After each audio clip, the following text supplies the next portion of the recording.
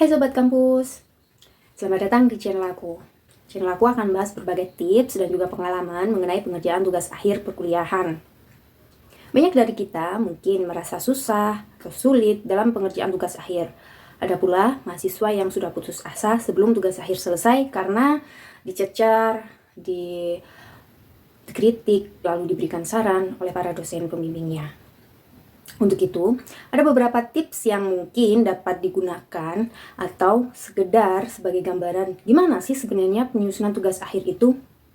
Oke, perlu diketahui juga bahwa setiap kampus memiliki regulasi berbeda. Jadi, tips ini dapat digunakan secara universal aja ya atau secara umum, tidak secara spesifik untuk kampus tertentu. Dalam sebuah penelitian, kita akan melakukan sebuah rancangan atau kegiatan pra-penelitian. Pra-penelitian ini sangat penting loh menurut saya dalam penyusunan tugas akhir. Pra-penelitian dapat dilakukan secara langsung atau dapat juga dilakukan secara tidak langsung. Secara tidak langsung, gimana sih caranya? Caranya adalah dengan merancang gimana kita akan melakukan penelitian atau berfokus pada isu apa sih penelitian kita akan dilakukan. Yang kedua, tentukan penelitian apa atau jenis penelitian apa yang akan dilangsungkan. Secara umum, penelitian itu terdiri dari penelitian kualitatif, kuantitatif, dan penelitian pengembangan. Dari 3 penelitian ini dapat dijabarkan lagi dalam beberapa pendekatan. Secara lebih rinci, terus ikuti channel ini ya. Oke, ketiga adalah kita mulai berdiskusi dengan teman, sahabat, keluarga, atau bahkan dosen.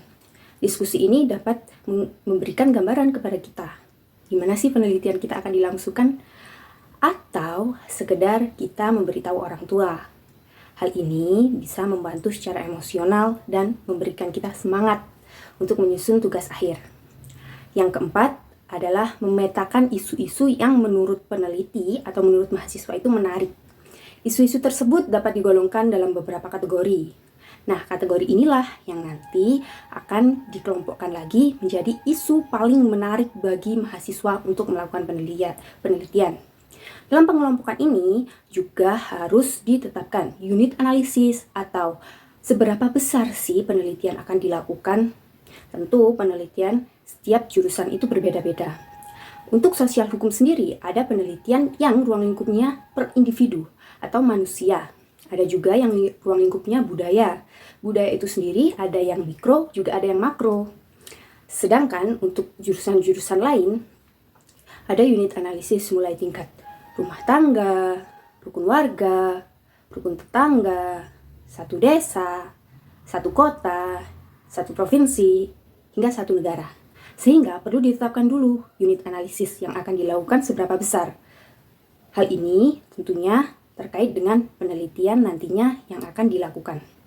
Secara lebih rinci, terus ikuti channel ini. Dan yang terakhir, mulailah untuk merancang penelitian segera mungkin. Hal ini dapat dilakukan ketika mahasiswa atau peneliti mulai tertarik pada suatu isu atau fenomena tertentu.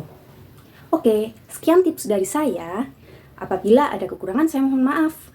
Dan jangan lupa tinggalkan kolom komentar. Apa sih yang menurut mahasiswa itu penting untuk dibahas? Kita akan berdiskusi di konten-konten berikutnya.